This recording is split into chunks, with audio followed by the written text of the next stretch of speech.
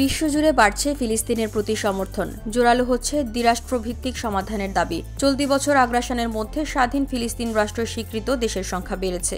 এখন পর্যন্ত জাতিসংঘের সদস্য 147টি দেশ ফিলিস্তিনকে স্বীকৃতি দিয়েছে।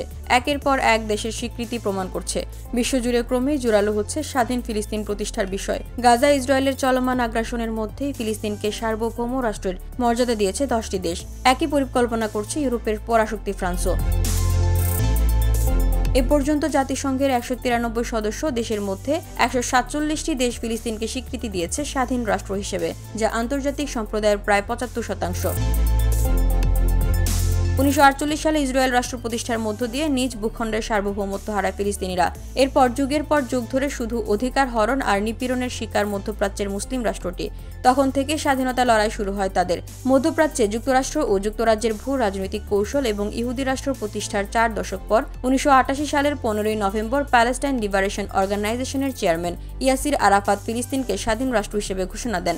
রাজধানী করা হয় পবিত্র জেরুজালেমকে। এই ঘোষণার পরপরই ফিলিস্তিনকে স্বাধীন রাষ্ট্র হিসেবে স্বীকৃতি দেয় 80টি দেশ। এর মধ্যে আরব রাষ্ট্র ছাড়াও ছিল এশিয়া, আফ্রিকা ও লাতিন আমেরিকার অনেক দেশ। ইউরোপীয় যারা স্বীকৃতি দিয়েছিল তারা তৎকালীন সোভিয়েত ইউনিয়নের অংশ ছিল। 90-এর দশক থেকে 2010 সালের মধ্যে আরও 32টি দেশ ফিলিস্তিনকে স্বীকৃতি দেয় স্বাধীন রাষ্ট্র হিসেবে। 2012 সালে জাতিসংঘ সাধারণ পরিষদে ফিলিস্তিন বিপুল ভোটে পর্যবেক্ষকের মর্যাদা পায়। তখন 138টি দেশ নিপীড়িত এই জাতির পক্ষে অবস্থান নেয়। বর্তমানে জাতিসংঘের 193 সদস্য দেশের মধ্যে 147টি দেশ ফিলিস্তিনকে সার্বভৌম রাষ্ট্র হিসেবে স্বীকৃতি দিয়েছে। VOD Bangla news desk.